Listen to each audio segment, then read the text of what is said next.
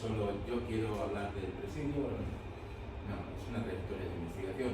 Y mis inicios de investigación en San Antonio, en Texas, era la misión de San Antonio de Valor.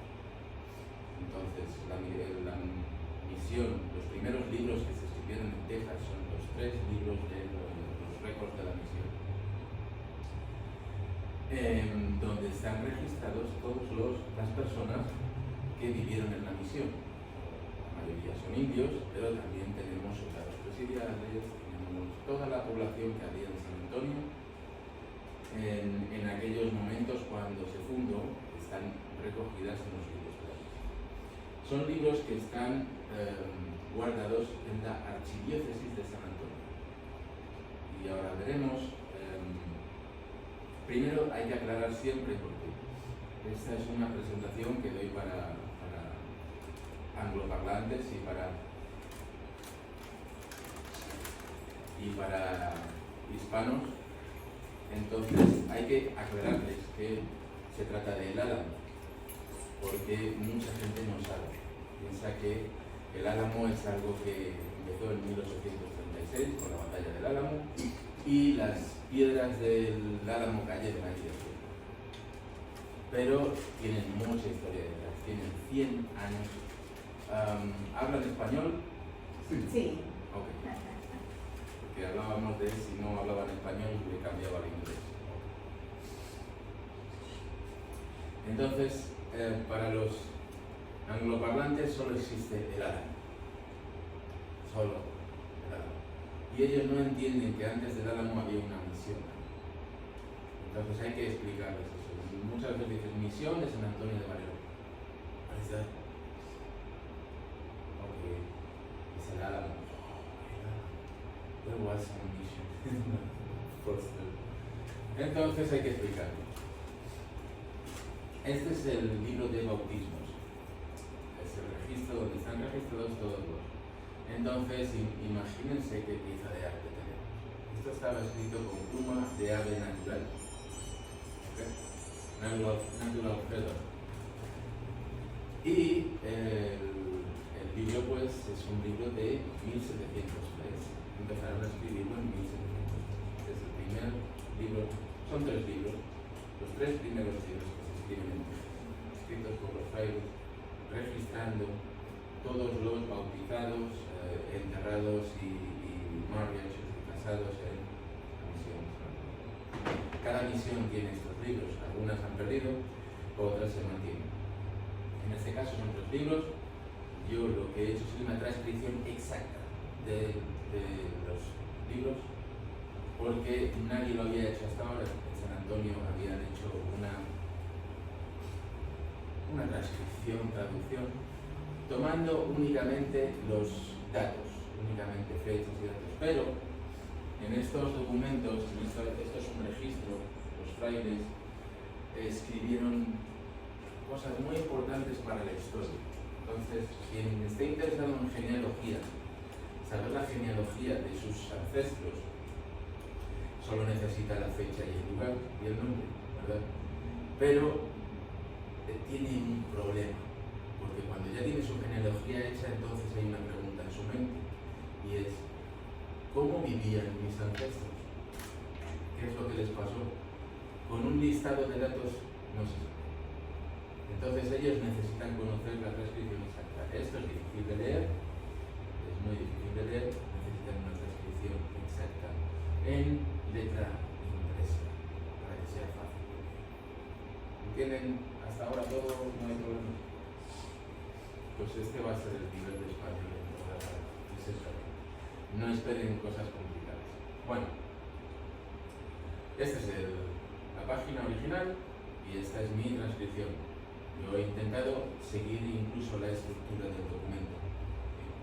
Es una exacta, coma por coma, transcripción del libro. También se han hecho 3 traducciones al inglés, porque mucha gente quería, no hablo español, quiero la traducción al inglés. Bueno, ok. Pero en la traducción al inglés no es tan. Hay información que se pierde, incluso en la traducción al inglés. Entonces, lo que digo, coma por coma, lo mismo está aquí, escribiendo bien, Los documentos tienen este estado, no se pueden tocar. Es un problema porque la gente piensa que su derecho, su right is my ancestors are there and this is part of mine. No, this is not part of it. No es tuyo, el documento no es tuyo, el documento es de todos y necesita ser preservado en un lugar, en un archivo. Entonces hay mucha controversia en San Antonio. ¿Por qué no nos dejan ver nuestros documentos? ¿Por qué están así? Ahora imagina 2.000 personas al año tocando los documentos. Dios, en solo 2 años, 1 año, 2 años hemos perdido todo. Entonces esta es la archivera, ella me ofreció guantes y dije no voy a tocar. No quiero esa responsabilidad. Lo que quiero es fotografías en alta definición y con ellas yo trabajo en mi pantalla y saco todo.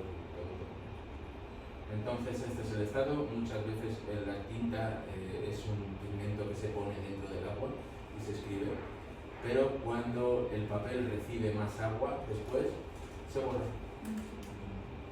Entonces ha habido que hacer un estudio con prácticamente rayos X, X-ray, para saber cómo está, qué datos había en esas partes perdidas. En algunos casos hay material que se ha perdido, en otros casos la tinta de atrás pasó delante, en otros casos así. Tenemos los frailes escribiendo los libros, pero los frailes no eran PhD, eran gente normal que tenía una educación limitada. Ellos dominaban el idioma español y el idioma de los indios porque tenían que explicar todo a los indios en su propio idioma. Entonces, en el documento hay complicada caligrafía, no todos sabían escribir bien, no todos sabían cómo escribir bien en español, hay muchos errores de ortografía. Entonces es un trabajo entretenido, ¿no? No voy a decir difícil, pero es entretenido. Pero yo hice una base de datos con todos los datos, absolutamente de los libros. Absolutamente todos los datos. Y yo establecí una columna, aquí, la J, en la que se ven números. En algunos casos, muchos números. Son números de los registros que tenemos aquí. ¿Eso qué quiere decir? Que este registro,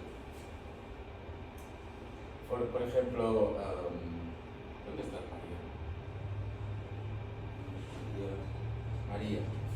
María Josefa. María Josefa está relacionada con todos estos registros. Todos esos registros son su familia. Su mamá, su papá, sus hermanos, sus hijos, todo esto. Porque las misiones nos han contado que eran campos de concentración, donde esclavizaban a los indios, donde los mataban, donde he escuchado cosas de horror de la misión. Pero lo que nos dicen estos números es que hay hasta 4 generaciones de una misma familia viviendo dentro de la misión. Las misiones tenían un fraile y un soldado que protegía al fraile. Y esta misión de San Antonio tenía 400 indios viviendo dentro de la misión. Tú no puedes mantener a 400 indios como esclavos durante 80 años con solo un fraile. Es imposible. O sea, ya el puro dato ya te dice la historia que nos están contando es mentira. Luego hay mucho más, ¿no? Mucho más. De todo este cruce de datos hay mucho más que yo he sacado. Ahora les daré un poquito. Pero ya de entrada, pensamos en la Luisiana, pensamos en las plantaciones francesas, en las plantaciones inglesas, que tenían 200 esclavos negros, 300 esclavos negros. ¿Qué sistema seguían ellos?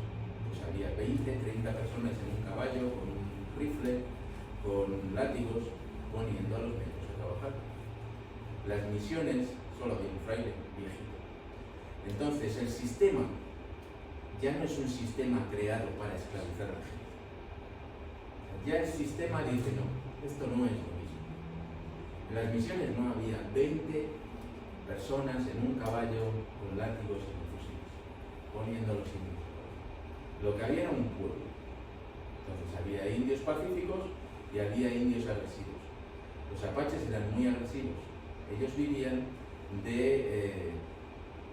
ahora no sé la palabra en español, del pillage o otros pueblos indios. Atacaban a los pueblos indios, les quitaban lo que tenían, alimentos, personas también les quitaban. Entonces las misiones son que hay indios pacíficos que piden a los españoles que les pongan un pueblo y les protejan de los indios agresivos, de los apaches. Y eso es lo que pasa aquí en Isleta y lo que pasaba en la isleta del pueblo, del Río Grande arriba. Eso es lo que pasaba. Ellos estaban pidiendo. Y eso lo demostramos. Esta es, por ejemplo, del San José Misión, ¿verdad? La más importante que tenemos en San Antonio. Pero todo esto se lo vamos a ir pasando, ¿verdad? Pues este es un monumento muy bonito que tienen en Santa Fe, en el jardín de la Catedral de Santa Fe. Y entonces es solo la parte de abajo, porque la parte de arriba también es muy bonita, es precioso. Pero yo quería mostrar en mis presentaciones pues todo aquello que los españoles trajeron a los pueblos indios en América. Pues no había, esto no es un búfalo, es un toro, es una vaca. Me trajeron la vaca, trajeron sobre todo el cerdo, trajeron los burros, trajeron las ovejas, las cabras, caballos, trajeron música, trajeron literatura, trajeron frutas que aquí no había y se llevaron también cosas de aquí. Se llevaron la patata salvó del hambre a Europa. Entonces eso no se lo cuentan. Se llevaron el chocolate, el tomate, la patata, algunas cosas más. Y eso salvó del hambre a Europa. En Europa ellos morían de hambre también, porque siempre estaban en guerra unas naciones con otras. Entonces cuando esos ejércitos pasaban por encima de los campos de trigo, ya no había que comer, entonces ya se morían durante 2 o 3 años. Pero cuando pasaban por encima de los campos de patatas y rompían todas las plantas encima, por debajo estaba la patata y la planta seguía creciendo. ¿Es patata? Potato. Ah, ok. Papa. La papa. En español de la península pues, decimos patata. Aquí dicen papa.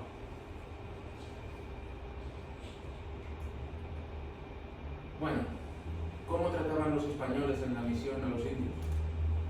Para los españoles, hijo de gentiles, gentil es el indio que todavía no se ha bautizado. Es indio pacífico que todavía no se ha bautizado. Sí, también en algunos documentos se dice los indios bárbaros, pero se están refiriendo a esos indios apaches, a otras tribus que están matando a todos los indios pacíficos, que están en guerra continua. Para ellos, la idea que ellos tenían eran, estos son bárbaros. En cambio, para los indios pacíficos, como los indios pueblos, ellos utilizaban la palabra gentil mientras esos indios estaban viviendo en las misiones antes de bautizarse. Porque hay otra cosa que no les cuentan. No hay conversiones forzadas. Ellos están diciendo, llegaron los españoles y convirtieron forzadamente al cristianismo a los indios. No. Estos libros de las misiones lo que están diciendo es que hay indios que bautizan a sus niños, porque lo primero que querían los frailes era bautizar a los niños, que no se muriesen, porque los indios, o sea, los niños se morían muy fácilmente por las epidemias. Entonces, lo primero era bautizar a los niños, que si se tienen que ir, si se mueren, que estén bautizados. Entonces tenemos, con ese base de datos, yo puedo saber que hay familias que bautizaron a sus niños nada más llegar a la misión, y los padres se bautizan incluso 8 años después. Entonces están 8 años viviendo en la misión y al cabo se bautizan. Eso no es conversión forzada. Los frailes no estaban obligando a los indios a bautizarse. Ellos se bautizaban cuando querían. Hello. Entonces tenemos hijo de gentiles. A esos indios que no, perdón, una aclaración. Son indios. Y estoy utilizando la palabra indios porque en español negro es un color. indio es algo que describe, no son malas palabras, diferente del inglés. Entonces, ¿quiénes son los indios? Los que vivían en las Indias occidentales. Y toda América durante 200 años se llamó West Indies, se llamó Indias Occidentales en español. Entonces, ¿cómo llamamos a la gente que vive en Australia? No los podemos llamar cualquier cosa, los tenemos que llamar australianos. ¿Cómo se llama a la gente que vivía en las Indias Occidentales? Indios. Entonces, la terminología les está equivocando, les quieren equivocar. No se equivoquen. ¿Okay? En español, indio no es una mala palabra. Los gentiles. Una misión en Luisiana. Ese es el mismo documento, un libro de registro de la misión, una misión en Luisiana. En francés está diciendo que han bautizado a María Luisa Savages, nacida de salvajes, perteneciente a Mr. Godwin. Entonces, los indios en las misiones francesas sí eran esclavos, porque pertenecían a alguien. Los indios en las misiones españolas no pertenecían a nadie. No hay ningún solo documento que diga que los indios eran esclavos en las misiones españolas. Bueno, en francés, savages. Diferente from gentiles. ¿Qué significa gentiles? Es una palabra. Nice people. Santa Fe, obelisk. In English, with savages. Someone is proud. Alguien quitó la palabra savages. Tanto franceses como anglo-speakers se refieren a los indios como salvajes. Esto es la misión de San Antonio de Valero, que primero se llamó Francisco Solano y estaba en el Río Grande. Estaba en un sitio que se llama Guerrero, en Coahuila, un poquito al sur de Eagle Pass. Allí estaba la misión, decidieron trasladarse a San Antonio 18 años después. Entonces, todos estos registros son registros que están en el libro de bautismos. Y entonces nos están diciendo que han bautizado, se han casado o han enterrado a gente que es alcalde. Todos estos son indios. Alcalde. Síndico.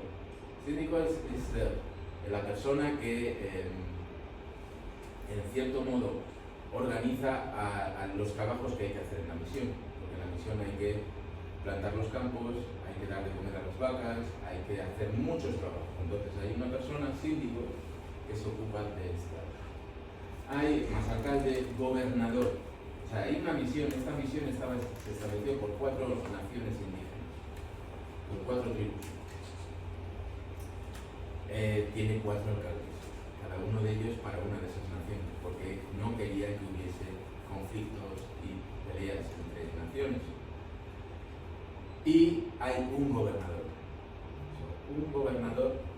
elegido entre las 4 naciones de la que gobernaba la misión.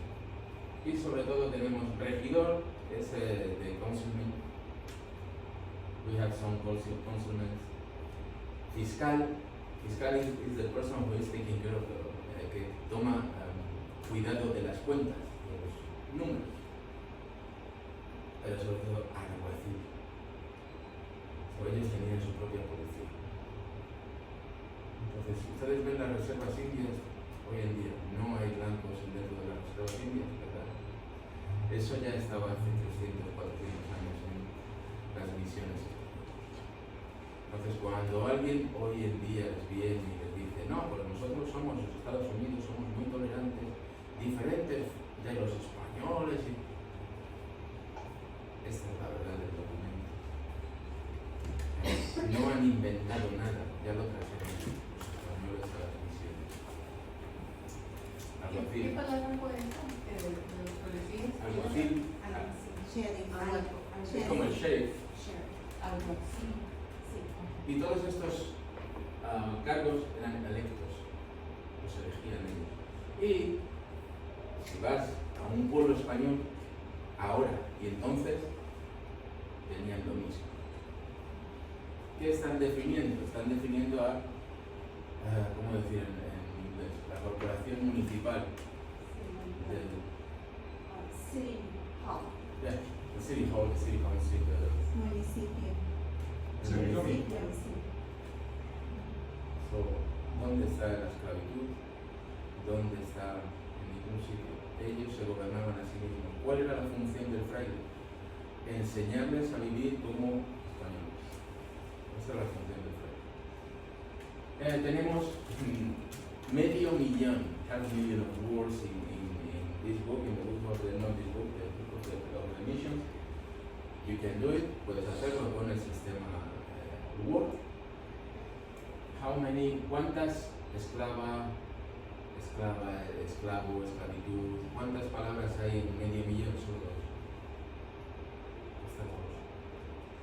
Entonces tenemos a Juana María de Abonsa, una esclava que pertenecía a Josep Antonio Rodríguez y que no era una india de la misión, era una mujer, o sea, no eran personas de la misión, pero las personas que vivían fuera de la misión tenían derecho a ir a la iglesia de la misión y bautizarse o casarse. Ellos podían elegir qué iglesia querían utilizar. ¿Qué está haciendo de madrina? Entonces, hoy en día la Iglesia Católica, pero sobre todo hace 300 años, una persona que no era libre no podía encargarse de cómo va a ser el godparent, cómo se va a hacer cargo de los niños si se mueren los padres, si no son libres. Entonces hay que empezar a pensar que, porque cuando uno en nuestra mente ve la palabra esclavo, ¿qué sale? Los negros en la visión. Pero a lo mejor hay otros nombres para llamar a otros esclavos que no estaban igual que los negros de la visión, que tenían mucha más libertad, no lo sabemos, hay que estudiar. Pero ya no puede, ¿verdad? Entonces, esclava, madrina, es imposible. Y tenemos otros ejemplos. Otro ejemplo es un mulato libre que se quiere casar con una mulata esclava. Entonces, esta mulata esclava pregunta a su dueña si le da permiso para casarse con el mulato. Entonces, la pregunta es, ¿la mulata se convierte en libre o el mulato se convierte en esclavo? Porque no lo entiendo.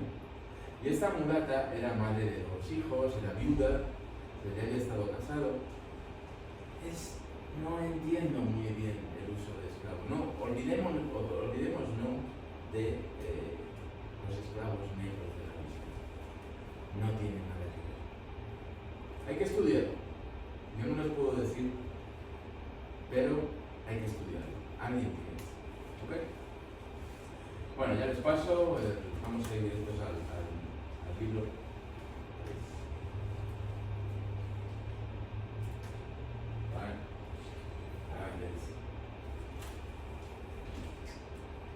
Tenemos muchos, hay documentos ahí, pero hay uno que yo les quería enseñar porque tiene importancia para después, ¿no?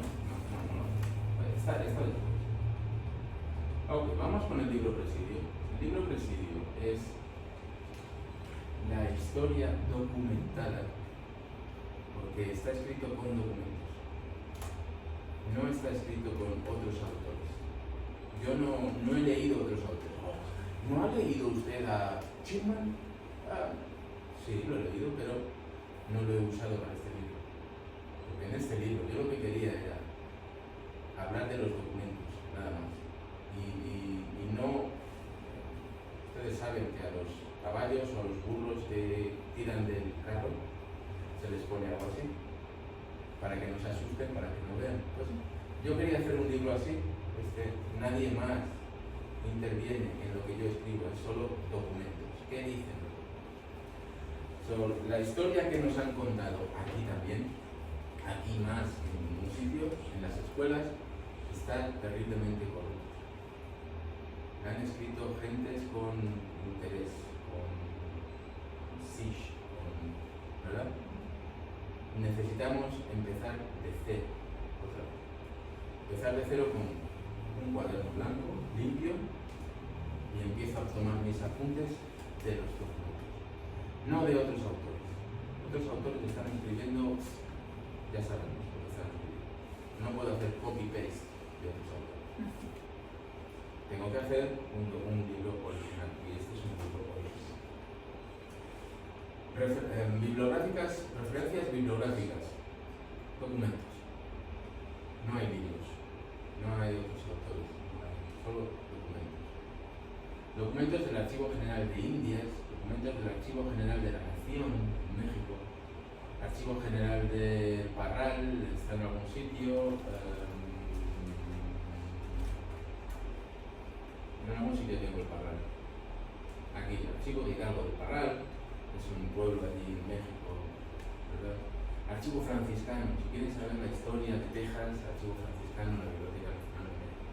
Tienen todo lo que los frailes escribieron porque lo que sí tiene España son documentos. España es la mayor burocracia que ha existido en la historia de la humanidad, más que los Estados Unidos, mucho más. Entonces hay documentos, en el Archivo General de Indias hay 90 millones de documentos y algunos tienen 4.000 páginas. Y tengo, muy a menudo leo historiadores norteamericanos que dicen, no documentos. Tú no quieres leer los documentos. O sea, ¿cuántos quieres? Te podemos enterrar. Ok, todos estos. Archivo Spanish Archives of New Mexico.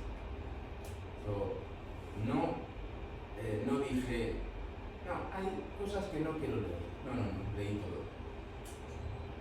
No tengo prejuicios. No hay documentos que digo, este documento no le quiero leer. ¿Dónde está el documento? ¿En Nuevo México? Nuevo México. The Huntington Library, San Marino, California. ¿La tienen en una librería en una universidad norteamericana? Voy a leerlo, no me importa. No tengo prejuicios. Porque lo que necesitamos es la verdad. Bueno, este es el documento que hablamos, 4.000 páginas del expediente Oñate.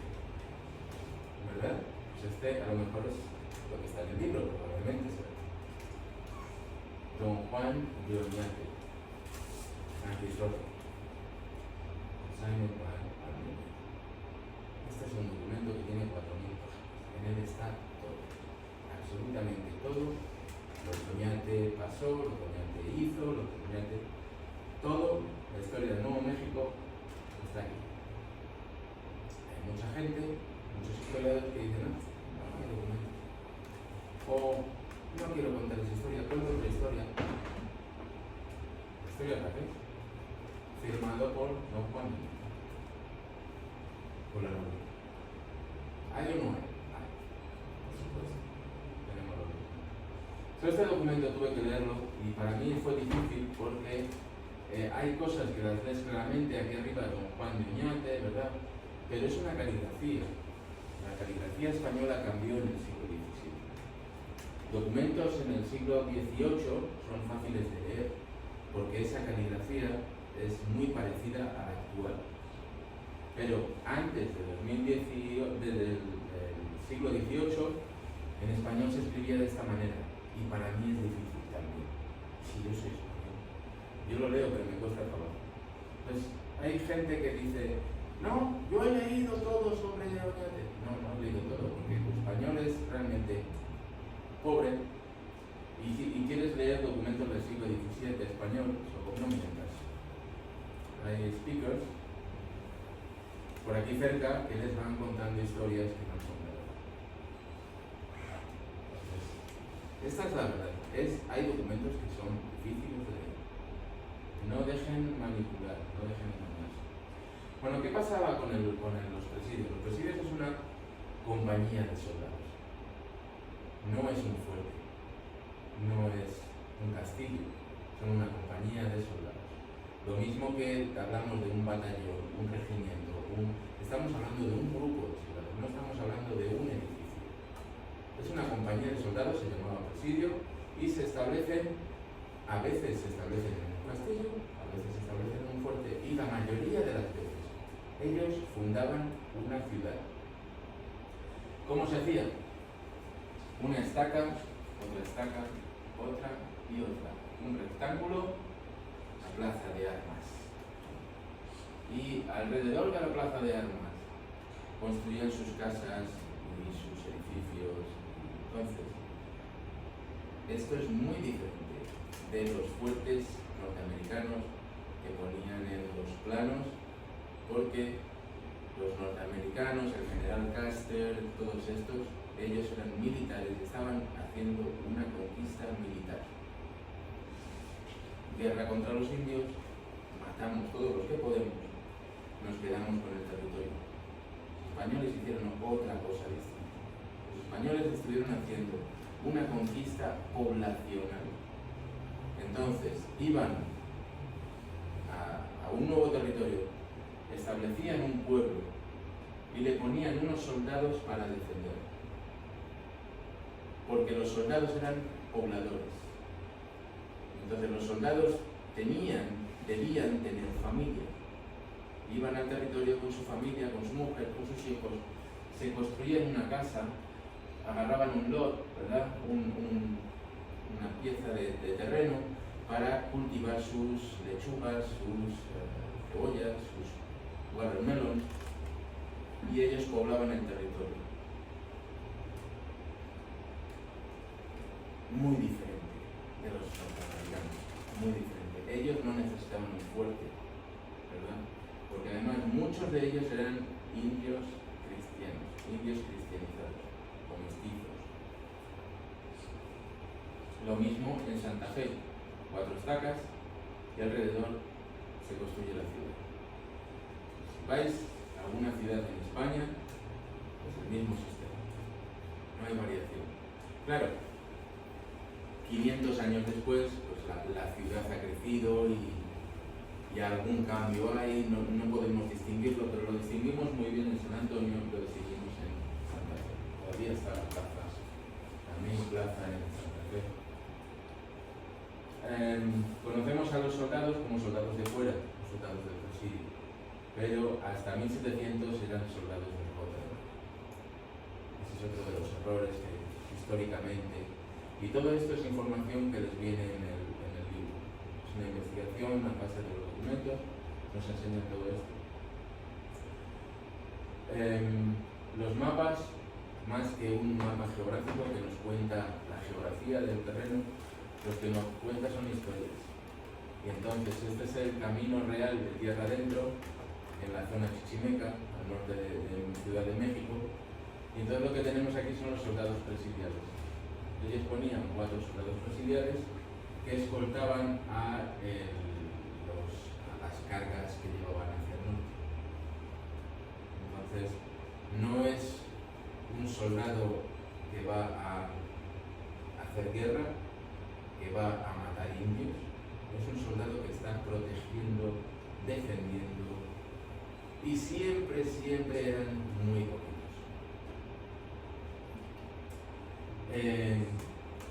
Los soldados siempre que salían ellos llevaban indios, porque el soldado a caballo es como un tanque, un tanque de la actualidad, que es muy pesado, con muchas armas, necesita infantería que vaya ayudando al tanque. Pues esa infantería eran indios que iban con arcos largos ayudando a los soldados, y estos indios no eran esclavos, porque en todas partes les van a asociar, ese indio es esclavo. No, eso es mentira.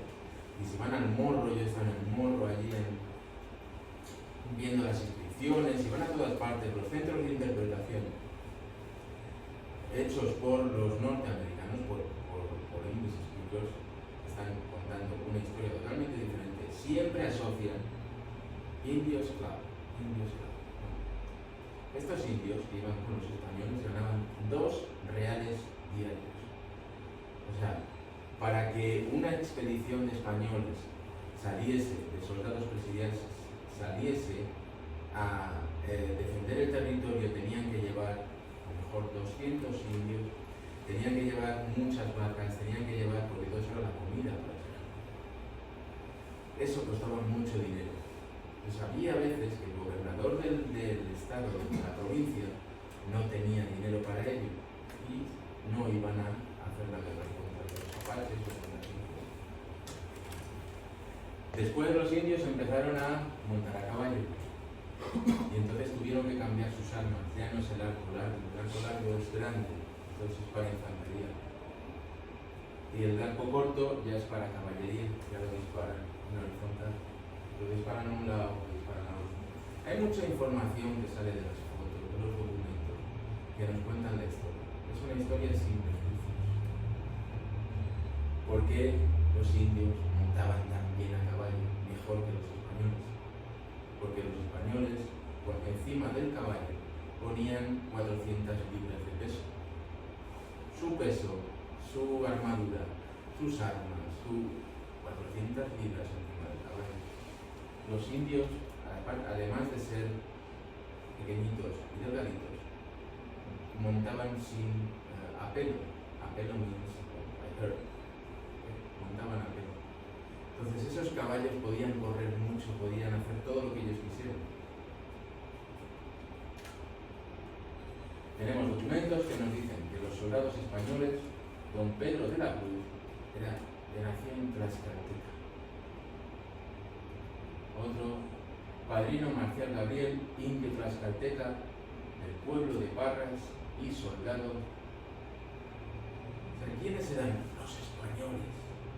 Esos que vinieron en barcos, acabaron con todos los indios, se robaron todo el oro y se volvieron en el año 1821, se montaron en sus barcos y se fueron a España. Pues no, realmente nadie se fue. En un momento en la historia bajaron la bandera española, subieron la bandera mexicana y nadie se fue. Hoy preguntamos quiénes son. Pues son todos los que están viviendo en México, en Colombia, en Venezuela. Esos son los españoles de entonces. Entonces se hace la revuelta de los indios pueblos en Santa Fe, ¿se acuerdan, verdad? Famosa. Y la historia que están contando en Santa Fe, en el Museo de Historia, es: no, los indios se cansaron de los españoles y los echaron. Entonces el gobernador Otelmín saca de Santa Fe a 2.500 personas y las establece en El Paso. Cuando llegan a El Paso hacen un censo. Ese censo refleja que solo hay 2.500 personas, solo hay 20 personas blancas. Son 20 personas que eran criollos de México, de la Ciudad de México, americanos, porque habían nacido ya en América, o de España. Solo había 20 personas de 2.500. Entonces, cuando ahora cuentan esa historia de no, echamos a los españoles, ¿quién eran los españoles? Eran indios cristianos, más de 1.000, eran mestizos, eran mulatos, eran negros, eran todo. Entonces ellos están tratando de explicarles una historia como los indios contra los españoles. No pongan a un agente externo. Cuando tú buscas un enemigo externo, ¿por qué? Porque tú quieres distraer la atención de tus problemas dentro. Eso ha pasado siempre a lo largo de la historia. Y ellos han buscado siempre durante estos 200 años, el enemigo era España. Todas las culpas, todo era España. El genocidio indígena, el verdadero genocidio indígena, tiene lugar en la segunda mitad del siglo XIX, desde 1850, cuando los Estados Unidos empiezan a crecer hacia el oeste, cuando se quedan con Texas, cuando se quedan con Arizona, con Nuevo México, cuando llegan a California, en la fiebre del oro. Ellos, su narrativa es: no, los españoles, Coronado iba buscando oro. ¿Qué pasó en 1850? Las personas que van a California y matan a todos los indios allí, van buscando oro. Entonces, hay una gran hipocresía que está utilizando la historia para confundir a la gente. No se confunde. El verdadero genocidio indígena tiene lugar a partir de 1850. Ya no está España, ya no está Inglaterra, ya no está Francia, ya están solo Estados Unidos y México. Okay. Esto es lo que vemos en los documentos. el presidio de San Antonio de Béjar. Esos españoles que estaban aniquilando a todos los indios en aquella zona, ¿verdad? Bueno, pues tenemos que 72 soldados. De esos 72 soldados españoles, pero el documento está diciendo que son de las cartecas, que son indios. Hay de guardia 10. Los 10 son los que están dentro del pueblo, dentro del presidio y están pues, allí, por si los indios atacan. Destacados en el situado de su caballada. ¿Qué quiere decir esto? O sea, tenemos a más de la mitad, o la mitad de los soldados del presidio están protegiendo a los caballos. Porque los caballos necesitaban muchos caballos. El caballo es muy delicado y muere muy fácil. Por temperatura, por comida, por el caballo puede morir muy fácil. Entonces cada soldado tenía 10 caballos. Todos esos caballos, cientos de caballos, no los puedes tener no los puedes tener aquí. ¿Dónde están? ¿Dónde están los caballos? No pueden estar aquí en San Antonio.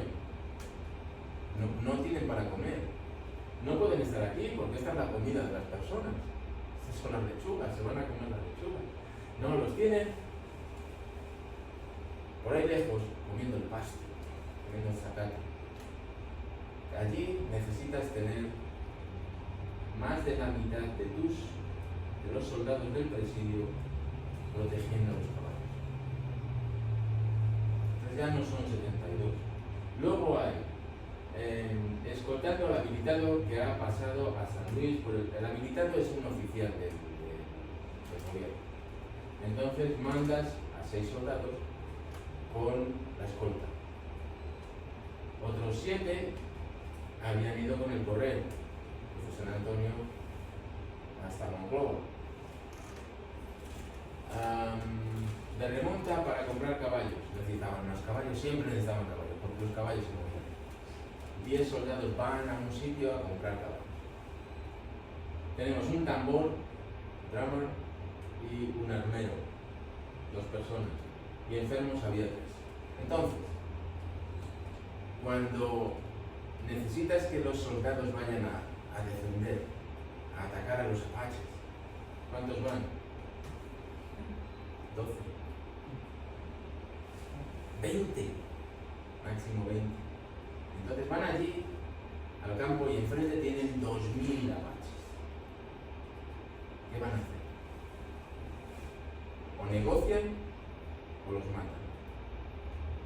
Entonces, esos 12 o 20 soldados no pueden aniquilar a todos los indígenas en el territorio.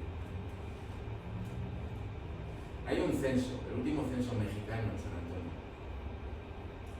en el que había 3.000 hispanos viviendo en San Antonio. Esos 3.000 hispanos es como Santa Fe. La mayoría, había poquitos blancos y la mayoría eran indios cristianos, eran mestizos, eran todos estos.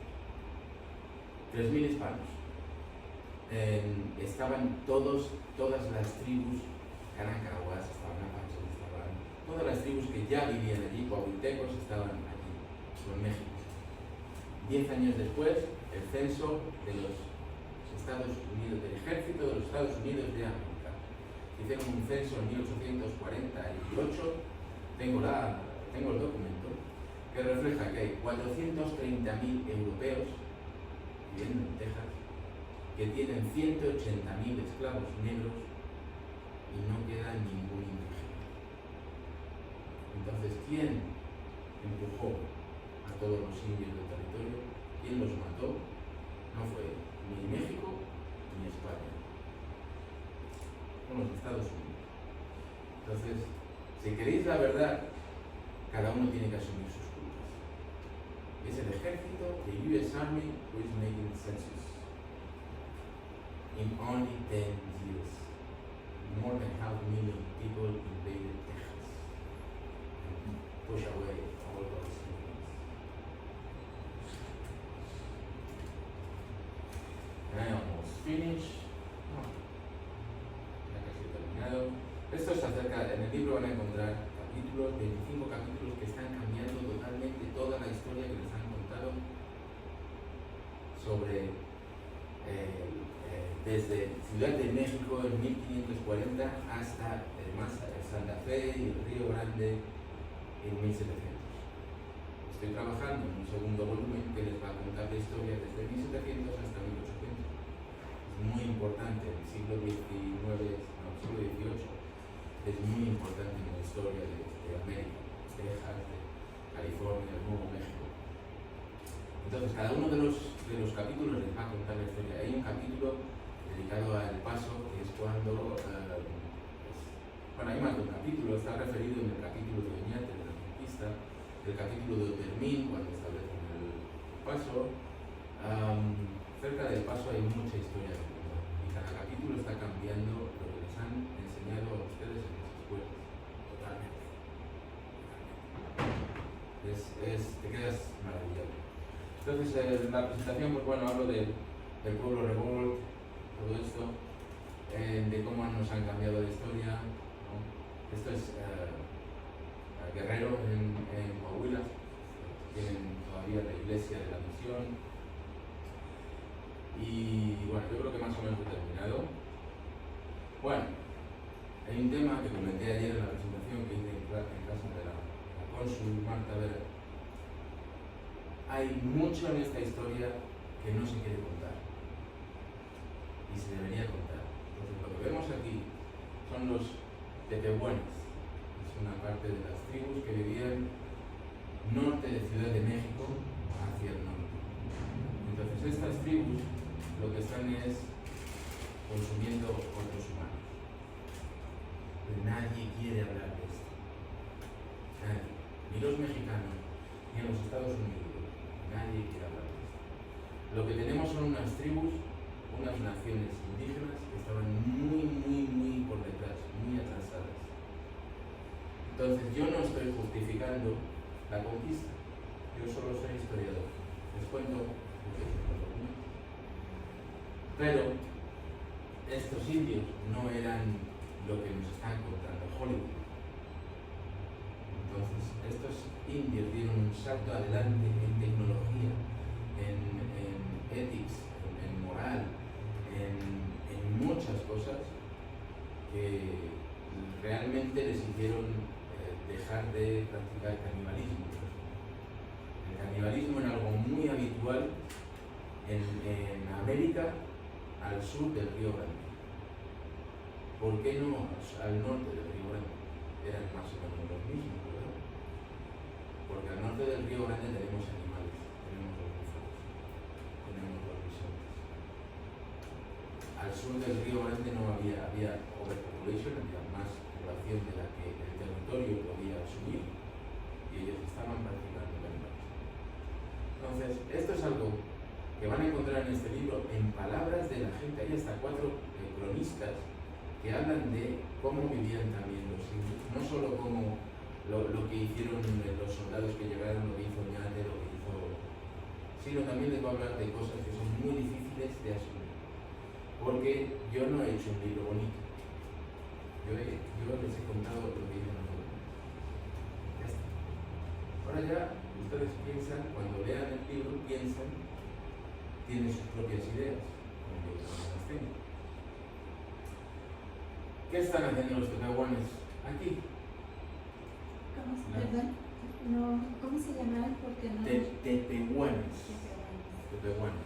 Son unos indios muy en la zona de Sinaloa, Sonora actual. Entonces, ¿qué están haciendo? Están aquí o aquí. ¿Por qué? Porque esos son los tendones. Normalmente utilizas tendones para atar la punta de flecha a la flecha. Utilizas tendones de ciervos, de venados, pero no había venados, porque ya los habían comido todos. Entonces, estaban utilizando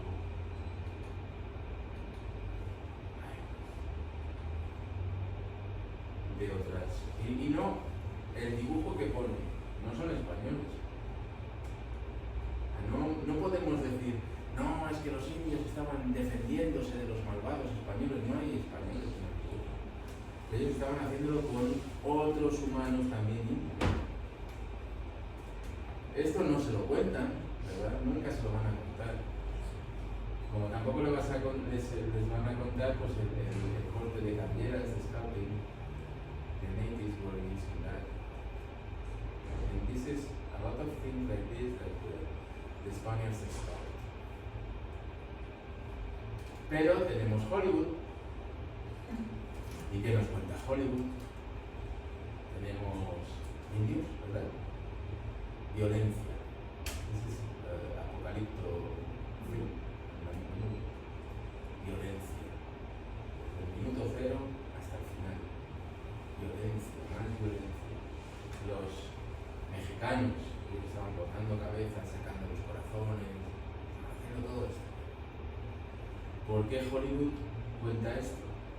Porque estos indios no son norteamericanos, son extranjeros, son indios mexicanos. Entonces, sobre los indios mexicanos es como México actual, ¿verdad?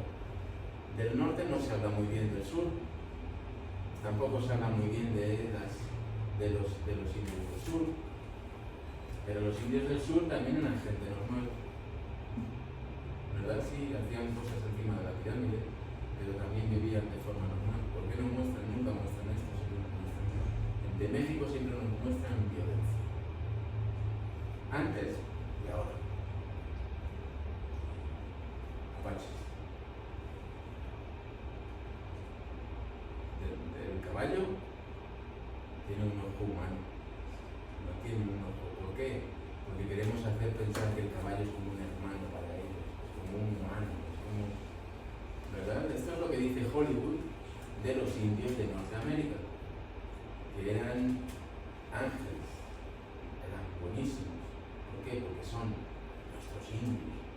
Entonces no podemos hablar mal de ellos. Ellos eran ángeles, no hacían nada. Ellos trataban a los búfalos como sus hermanos.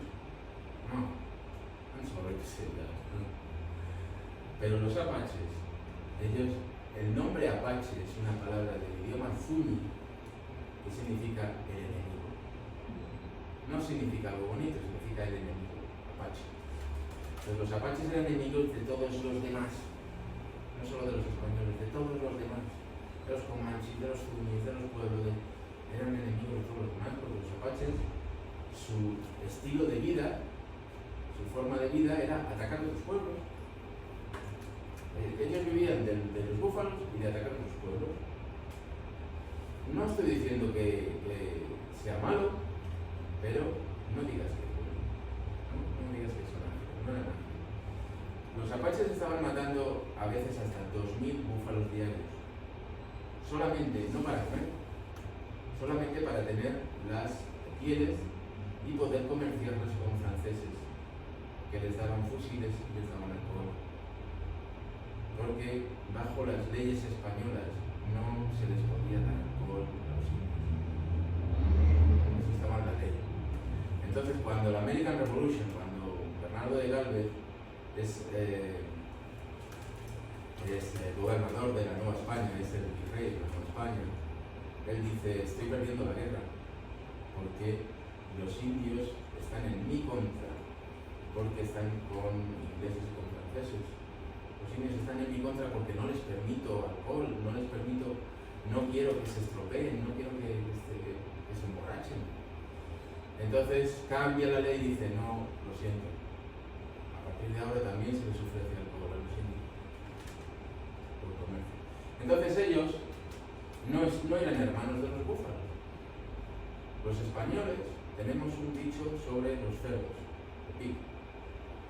Del cerdo nos gusta hasta how they walk, hasta cómo andan, hasta los andares.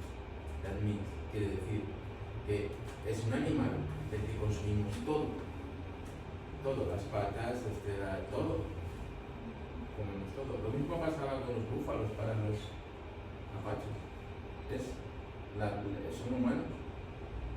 Ellos estaban utilizando la carne, la grasa, las pieles, los cuernos, todo.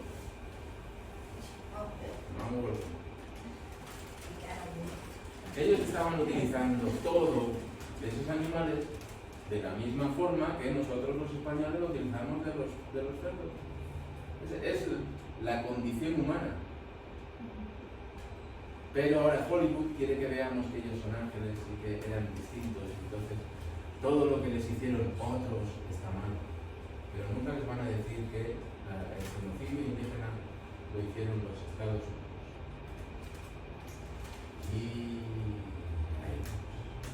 Entonces hay capítulos importantes de aquí, a lo mejor hay personas que ustedes conocen aquí, ¿verdad? Hay muchos capítulos que hablan de personas normales, que ellos escribieron documentos que están en el libro. Entonces hay algunos que fueron mejores, hay otros que fueron peores, hay frailes, hay capitanes, hay gobernadores. Terán de los Ríos, un gobernador del presidio de Janos, era capitán del presidio de Janos, y tiene un capítulo que es había una expedición de varios presidios que van persiguiendo a algunos apaches gileños del río Gila que les habían atacado un pueblo de españoles, habían matado, como digo, un pueblo de españoles, quiero decir, de cristianos, un pueblo de indios. Habían matado a mucha gente y el Terán de los Ríos va por su presidio detrás de los indios, pero claro, van más despacio y en un lugar, en un manantial, en un ojo de agua, los apaches envenenan el agua. Y entonces todos esos 100 soldados españoles, esos 400 indios que iban con ellos, los caballos, todos empiezan a morir, a enfermar. Y entonces Terán de los Ríos finalmente, después de imagínense recorriendo Arizona, recorriendo el Nuevo México, persiguiendo a aquellos indios y al final la mayoría mueren, Terán de los Ríos también muere, y entonces le montan en un caballo y 4 soldados le llevan hasta Janos y actualmente está enterrado en la iglesia que todavía queda del presidio de Janos. Son historias que van a encontrar en el libro. No he añadido nada, lo único que he tenido que, por ejemplo, en los documentos de Uñate son 4.000 páginas, no puedo poner 4.000 páginas. Tengo que hacer un extracto, para solo lo más importante, que cuente la historia. Pero yo no he puesto literatura, no he añadido nada. ¿Ves? Las personas que vivieron en ese momento les cuentan la historia. Y continuarán porque hay mucho más que contar y habrá un segundo volumen con la historia de los presidios y de Texas y de California y yo con esto termino.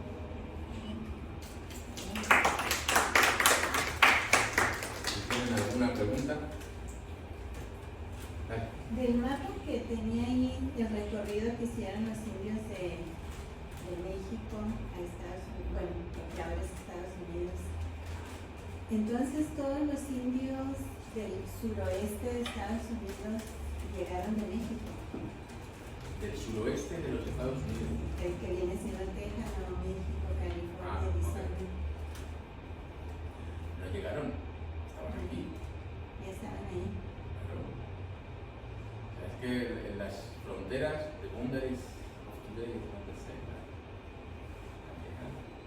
sí, había algunos que vinieron.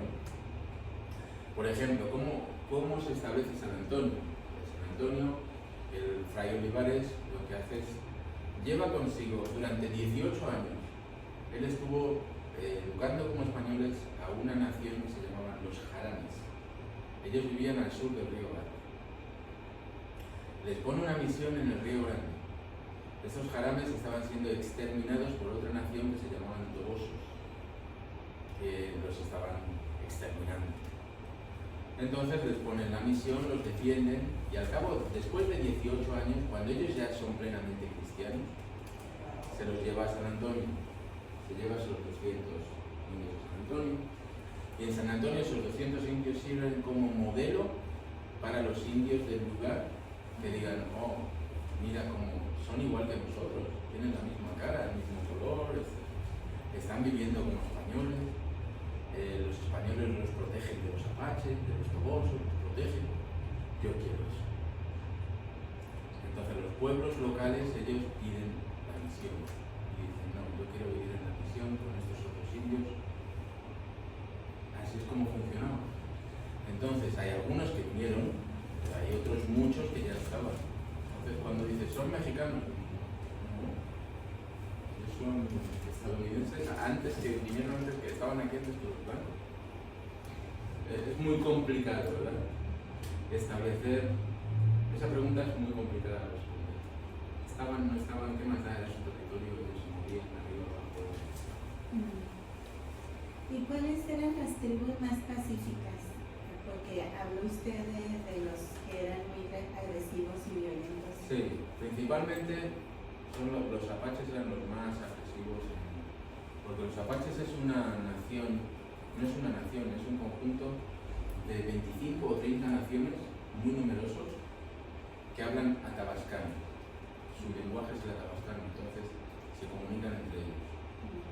Y entonces, cuando hablamos apaches, sí, pero apaches que tupanes, mezcaleros, faraones, hay multitud de apaches.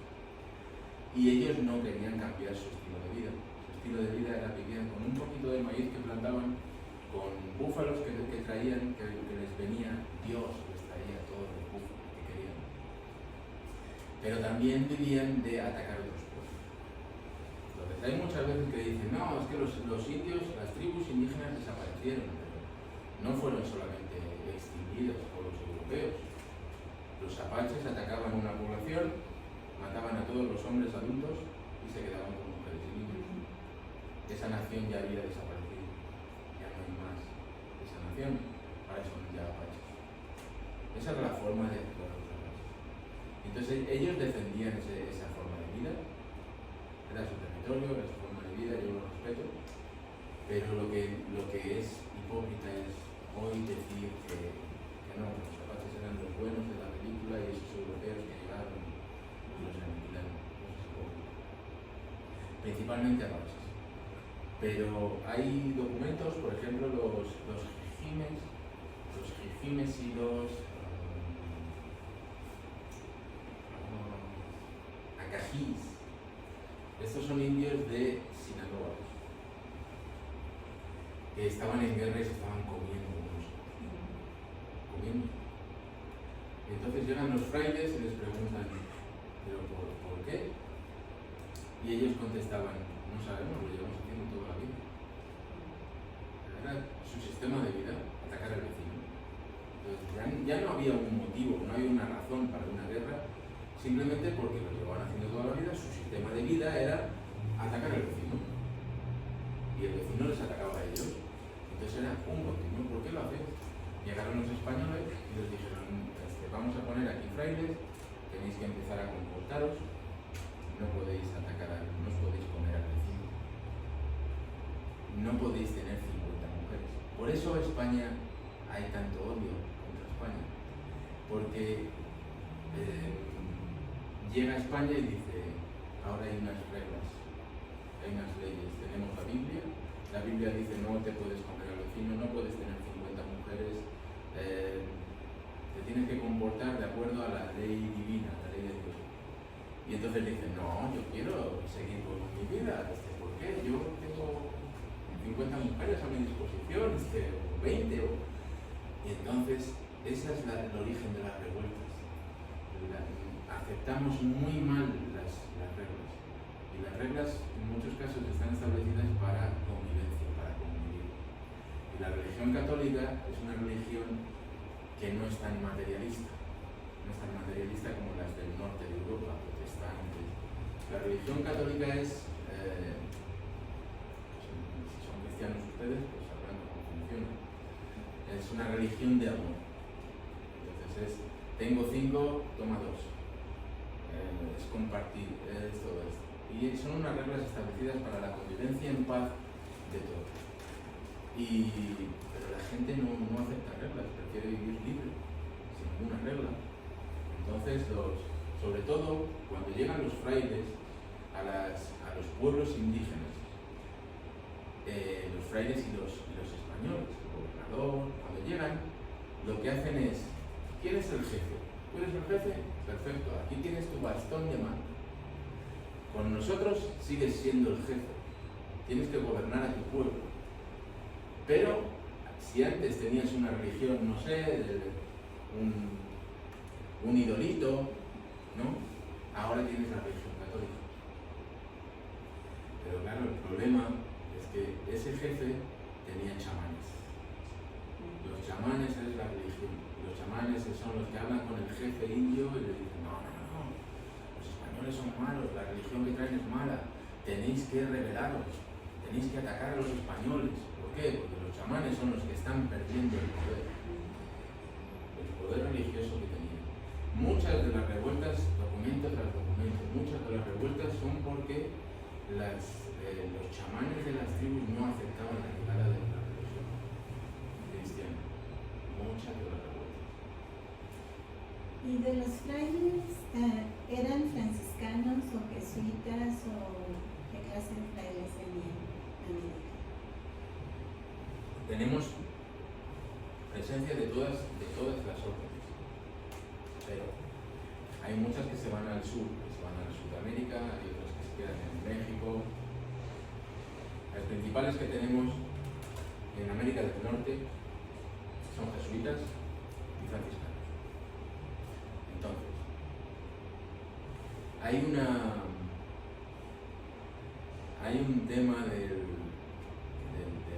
eso es otra modificación, otra corrupción de la historia. Entonces, ¿qué nos dicen? No, los jesuitas eran buenos. Los jesuitas eran buenísimos. No sé en otras partes, porque no lo he estudiado, pero sí he estudiado en Norteamérica. Los jesuitas no fueron buenos para los pueblos indígenas en Norteamérica. ¿Por qué se les quiere tanto por los angloamericanos? Porque se enfrentaban a la corona española. Pero los jesuitas eran como una compañía, un negocio. Entonces ellos en sus misiones ponían a funcionar la misión y los indios trabajaban. Y los beneficios de esa misión, beneficios económicos, porque si vendían los trabajos de la misión, los utilizaban para crear otra misión y otra misión y otra misión. Sí, de acuerdo. El objetivo final es convertir a todo el territorio, pero no lo estás haciendo, yo, bajo mi punto de vista, no lo estás haciendo de una forma buena, ¿no? Porque lo que estás haciendo es estableciendo un sistema de producción, utilizando a los indios para que generen beneficios que luego inviertes en ellos. Y por otra parte, los jesuitas andaban siempre en problemas con las autoridades porque eran más políticos.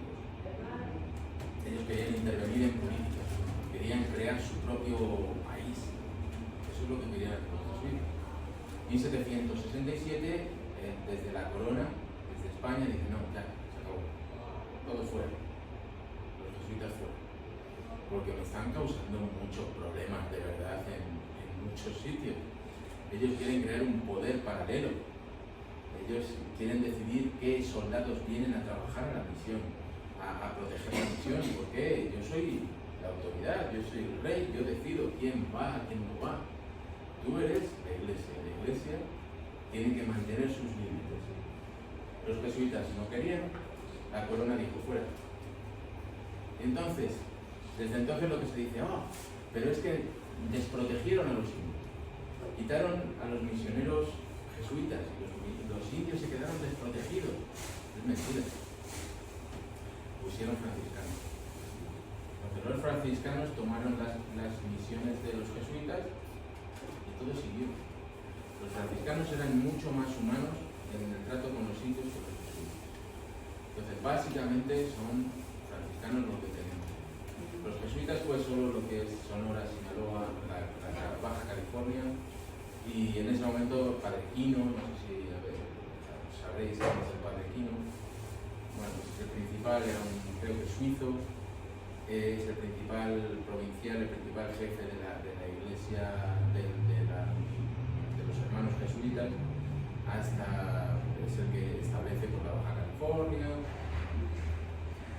Pero esto en 1767 fuera de todo.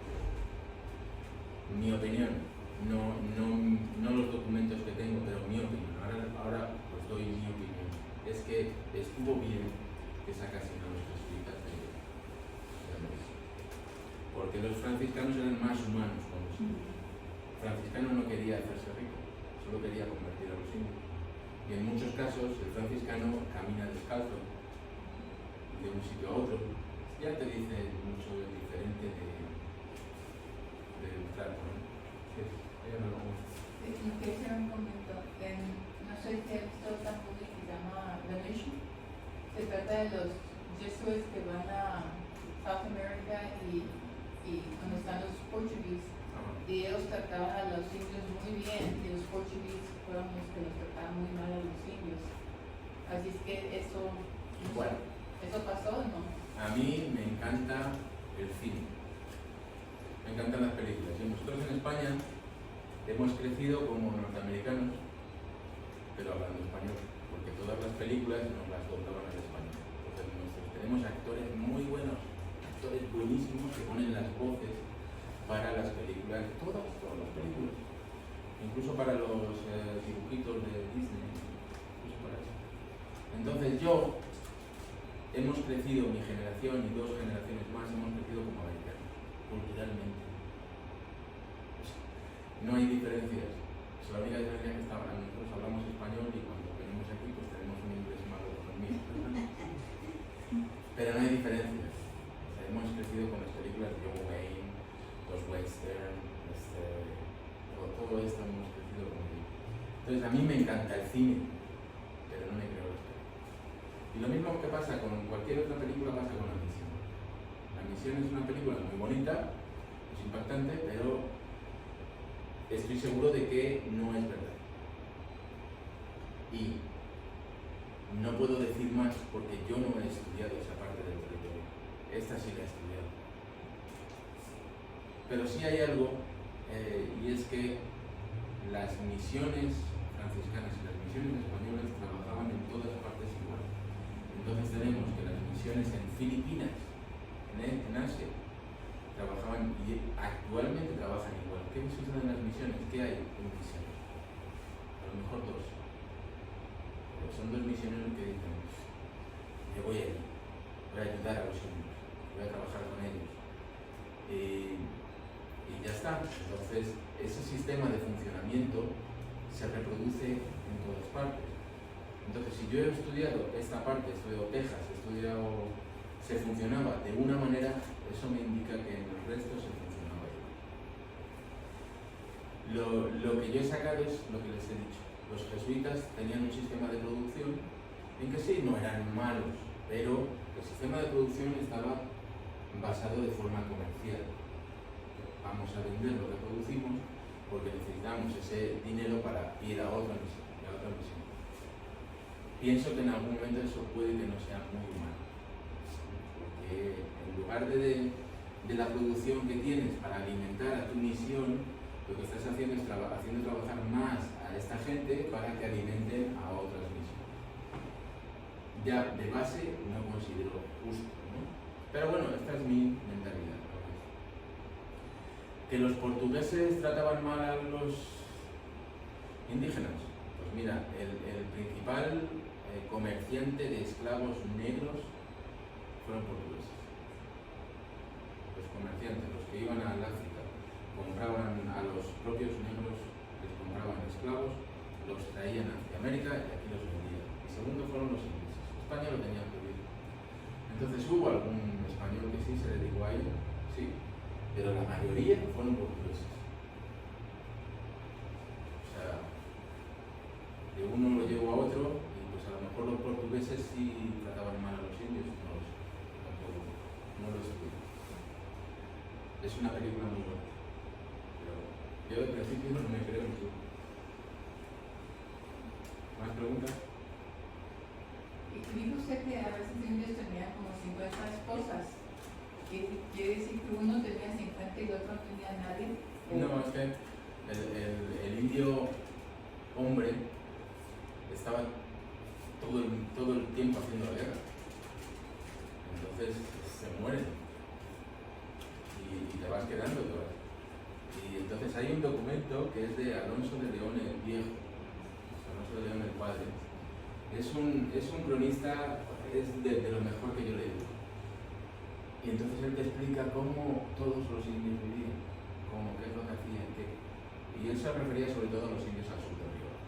Pero se refiere pues, mucho a lo que es el corte de cabello, el canibalismo, todas estas cosas. Pero también habla de la mujer era prácticamente un animal más para ellos. Entonces no la cuidaban de ninguna forma, ella tenía que trabajar, tenía que hacer todo. Y los hombres en esa sociedad pues eran como los reyes, que solo se dedicaban a lanzar flechas a los enemigos y a los animales. Y las mujeres eran las que tenían que recoger los frutos en el campo, las que tenían que cargar con todo, y a veces dice, el documento está diciendo, ellas dan a luz en medio de la naturaleza y nada más dar a luz ya agarran a su niño, lo limpian, si no tienen agua lo limpian con unas hierbas y ya siguen trabajando. Entonces cuando empiezas a leer esos documentos es cuando dices, mira, me han estado mintiendo con toda la historia. Porque y de esa forma pues tienen las mujeres suyas entre esas. Uno tendría 50, otro tendría 3, otro tendría 10. Muchas de esas mujeres son incluso hijas suyas, es lo que está diciendo el documento. Dice, no tienen consideración ni con sus propias mujeres, sangre de su sangre. Entonces las utilizaba como si fuesen también parientas, para parir hijos, para hacer crecer la nación. Lo mismo si eran diferentes o eran parte de su familia o hermanas. Así es lo que viene en los documentos. Léalo y si tienen alguna pregunta me mandan un mensaje y lo Your book is on sale. Sí, he traído 4, pero ahí en el coche tengo más. Okay. Si quieres más, pero es en español.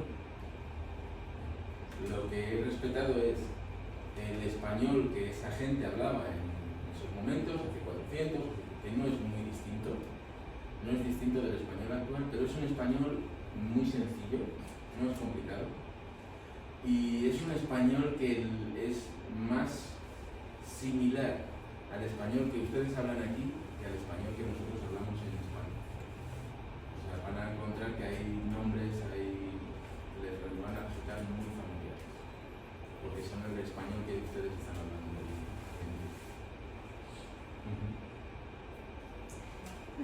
Sí. Yo sé que usted, bueno, no sé, si ha estudiado la experiencia del indio mexicano, porque lo que quería preguntar era, ¿se parece mucho la experiencia y la desaparición del indio americano a lo que ha pasado en México? No, en México es distinto.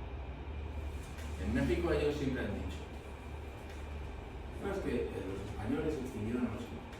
No, lo que ha pasado en México es que han bajado los indios puros, pero al mismo tiempo estaban subiendo los mestizos. Entonces lo que hay es una mezcla de poblaciones. Entonces ahora mismo los indios mexicanos sí, hay pocos puros, pero hay muchos que creemos que son indios y realmente tienen una mezcla de sangre. Entonces si se hiciesen un ADN encontraría que tienen un 20% de españoles y pero claro, eso no se acepta. ¿Qué hacía España? Llegaba a un pueblo, los educaba y los vestía como españoles. Entonces ya parecía un pueblo de españoles, ya no parecía un pueblo de indios. ¿Qué pasó con los indios? No, ahora se llama Juan Rodríguez, ya no son indios, ya son españoles, porque los bautizaron, les dieron un nombre español y entonces ahora parecen españoles. ¿De dónde? Son de ahí, no vinieron de España. Vinieron muy pocos españoles. En 300 años vinieron únicamente 200.000 españoles. Porque España es la mayor burocracia que ha existido. Todo está escrito, por sextuplicado, documentos por todas partes. Incluso tenemos los nombres de las personas que montaban en cada barco y venían aquí. Igual que hoy lo pasa con los aviones, ¿verdad? Tú te registras. Pues pasaba con los barcos, sin contabilidad, 200.000 españoles en 300 años. Los indios bajan, los mestizos suben. ¿Qué ha pasado en el norte? En el norte ha sido algo distinto, porque los indios sí han ido desapareciendo. ¿Por qué? que el anglosajón no se ha mezclado, no se mezcla. Hay muy poquitos mestizos de anglosajón y indio, ¿verdad? También existen misiones españolas en México. Claro, empezó todo, llegaron a México. Sí. Lo que tenemos en todo el territorio americano son una población separada de distintos pueblos indios, pero cada uno tiene un estado de evolución. Entonces, los aztecas, los mexicas, ellos son los más evolucionados de toda América, prácticamente. Ya con los mayas, la misma evolución. Ellos tienen escuelas, tienen una religión establecida, tienen un país, ¿verdad? Hay otros pueblos al norte de México que no tienen. Entonces son pueblos que están prácticamente en el paleolítico, como en la prehistoria, y entonces es casi un clan familiar, que es lo que los indios que estaba contando Alonso de León. Él se refería a esos indios. Entonces están en una evolución mucho más baja. Entonces si tú haces algo con unos, no quiere decir que vaya a funcionar, a trabajar con los otros, porque son distintas poblaciones. Entonces, ¿qué hace Hernán Cortés cuando conquista México? Él lo que está dando es un golpe de estado, un coup. Da un coup. Entonces se queda, porque ya es una sociedad que está establecida, que tiene una jerarquía. Eso es fácil de gobernar. Pero cuando te vas al norte, te encuentras con gente que no tiene jerarquía, que los tienes que educar, que los tienes que... Entonces, incluso la educación es diferente. A unos los tienes que casi como si fuesen bebés, niños pequeños, les tienes que enseñar todo, y a otros, pues como los aztecas, ya les tienen que decir, no, ya no pueden ustedes matar a gente en lo alto de la pirámide, ni comérselos porque se los estaban comiendo. El problema de los aztecas, hay historiadores que dicen, no, es un canibalismo ritual. Entonces sacaban el corazón y se comían un pedacito. Y una historiadora mexicana que está diciendo eso, se comían un pedacito, ¿no? Es que está la foto aquí.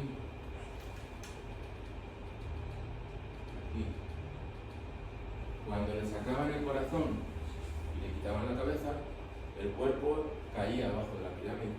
Los que estaban abajo se lo comían. Sí, no quieren hablar de ello. Entonces, ¿qué hacían con la cabeza? La cabeza la ponían en un palo. Ponían miles de cabezas y hacían un templo con las miles de cabezas. Es lo que tenemos. Tenemos las cabezas, no tenemos los cuerpos. No hay ningún agujero con miles de cuerpos. No nos lo quieren decir, nos están engañando. Entonces, claro, llega Cortés con su gente y dice, oye, ¿qué es esto? Lo que se ve aquí es parecido a esto, ¿verdad? Entonces hay un templo en la parte de arriba. A Cortés lo invitan a entrar dentro del templo y muy orgullosos de nuestro. Tenemos aquí esto dedicado a la serpiente emplumada y a nuestros dioses, ¿verdad? Y con Cortés entran 2 o 3 y ellos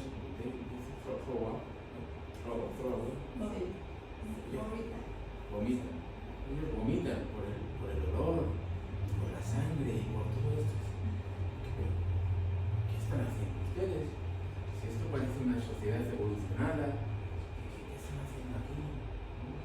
Entonces nos llega Cortés y dice, no, ya, no más, se acabó. Es el problema de España, que llegan y dicen, no, esto no es católico, esto no es cristiano, dicen, ya. Entonces, tiren este templo, pongan una cruz, pongan a la guadalupana. Entonces no se mata a nadie más por esto, ni se come a nadie más. Y hay gente que lo acepta mejor, y hay gente que lo acepta peor. Entonces eso es lo que pasa ahí. No sé si he respondido a tu pregunta. Sí, gracias. ¿Alguna más? ¿Por qué será que la palabra presidio tiene una connotación muy negativa aquí, en esta área? No lo sé, la palabra presidio. Sí, yo sé que ahora lo explicó usted, que es como llegaban los españoles y empezaban a construir una ciudad. Pero cuando nosotros llegamos de México y oí la palabra presidio por primera vez, se referían a los lugares más pobres, más bajos, más necesitados del lugar. Decían, no, es que ella vive en el presidio. No lo sé realmente, la palabra presidio tiene una evolución. Yo la trato en el primer capítulo. Entonces, presidio es una palabra romana, una palabra del latín de época romana. Que ellos tienen una compañía de soldados que protege el territorio en la frontera.